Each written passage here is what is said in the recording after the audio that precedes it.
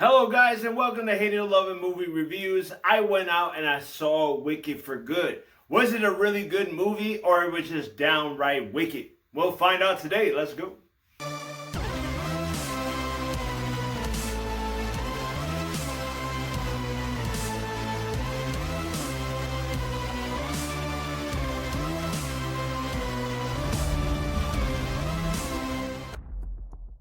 Hello guys, it's your boy Jeremiah The Revelous here. It's a new day, it's a new review. Don't forget to subscribe to your boy for movie reviews, and today I'm going to be reviewing Wicked for Good. So Wicked for Good is the part 2 of the Wicked franchise. We finally get the conclusion of Wicked, and I gotta say, when the first movie was coming out, I didn't know what to expect because I have never seen the Broadway play. As a fan of The Wizard of Oz, I really wanted to see the Broadway play, but never got around to seeing it, and they were going to make a movie, and I was a little skeptical a little bit. But then I saw the first movie, and I really did enjoy this movie, and I had a lot of cool theories on what might happen in the second part of the film, and when they were going to do the sequel, I was very excited for it. So I went into this movie, and I got to say, it was a fun movie. I really did enjoy this movie. Not as much as I did the first one, but this movie was solid. Because, you still have the glamour and the beautiful set designs. You still feel immersed in Oz. And we still have the great characters that we have, Even though I'm not a fan of Ariana Grande, she still played a really good job as Glinda. She did a really good job. And also Cynthia Erivo as Elphaba. They all did great. They proved that they can sing and act at the same time and do these grand scale of things.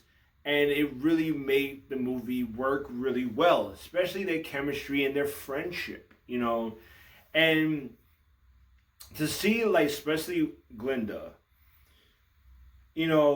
she's being all oh, I'm Glinda, the good and everything. She has to play this role for the Ozians because, inside when she's behind closed doors, she feels like crap. She feels like she's down because she has to pretend that her friend is really a wicked witch when she's not.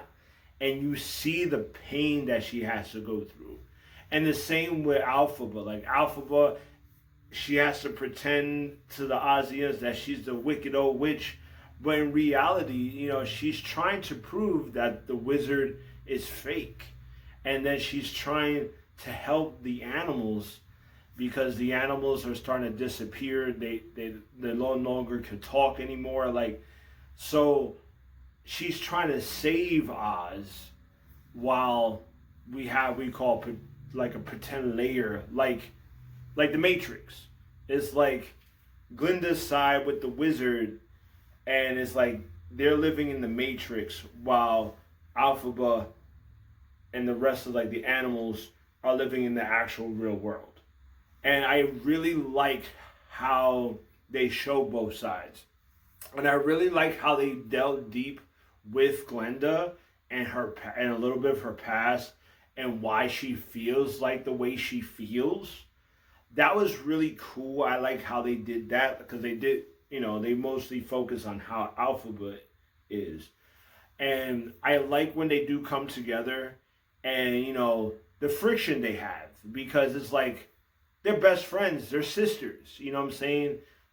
And Oz and the wizard and, they're all pulling them apart. And it's sad. And I really felt that. You really felt this movie is very dark. It's darker than the first one, And even though, the characters like Figaro, he is torn because he loves Elphaba.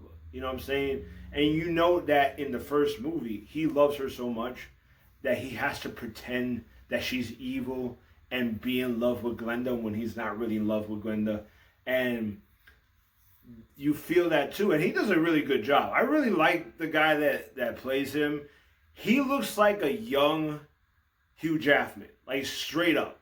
Like if they were to cast him as Wolverine, the new Wolverine, I think he would do a great job because he looks like Hugh Jackman, straight up. You just need to beef him up a little bit, and I think he could pull off Wolverine. That's just side note.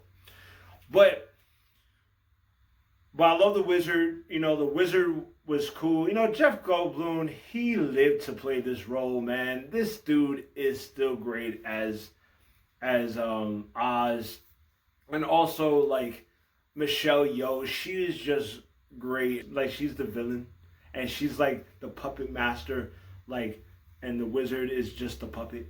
You know, like, it was really good. The whole concept, the music did not hit like the first one did, but I really did enjoy the music. I really don't know which music they added and which one is part of the play, because I'm going to say I never saw the play.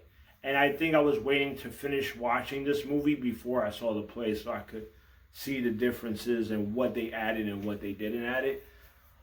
But this movie wasn't perfect though.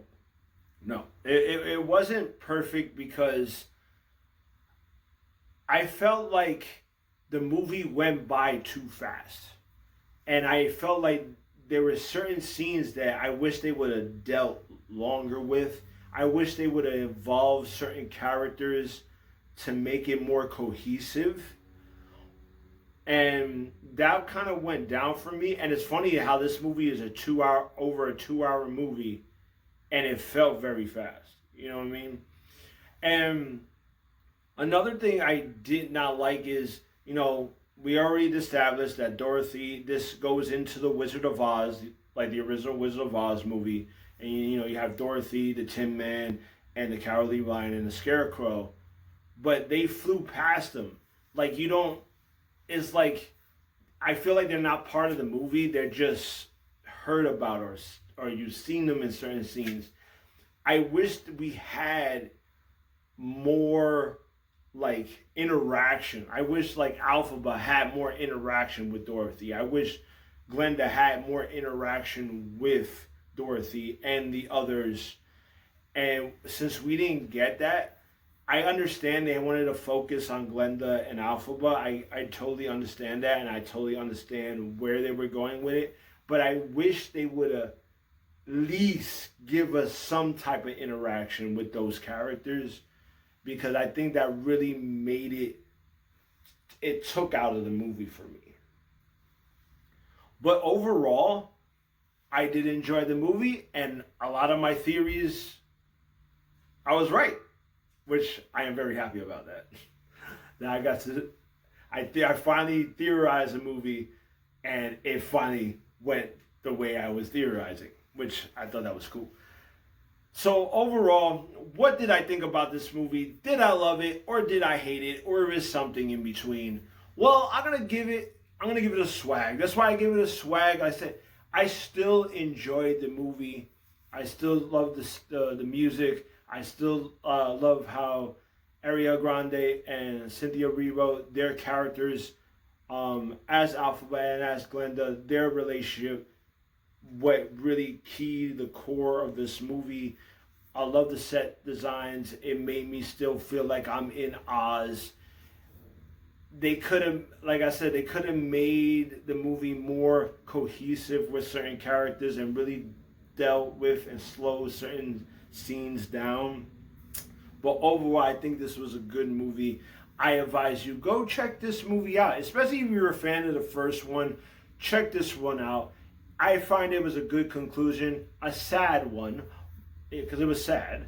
But I figured that's how it was going to be, because I know there was a lot of people, oh, it was like darker and depressing.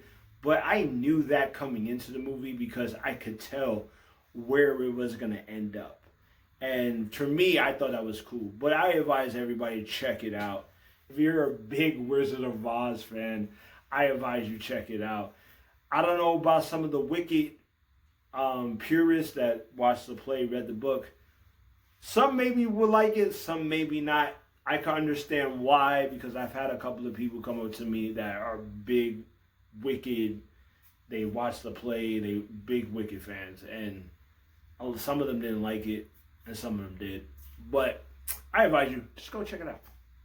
So like, subscribe, comment. Let me know what you thought about Wicked for Good. Did you love it? Did you hate it? Or is something in between? Let me know in the comment section. And let me know which one you like better.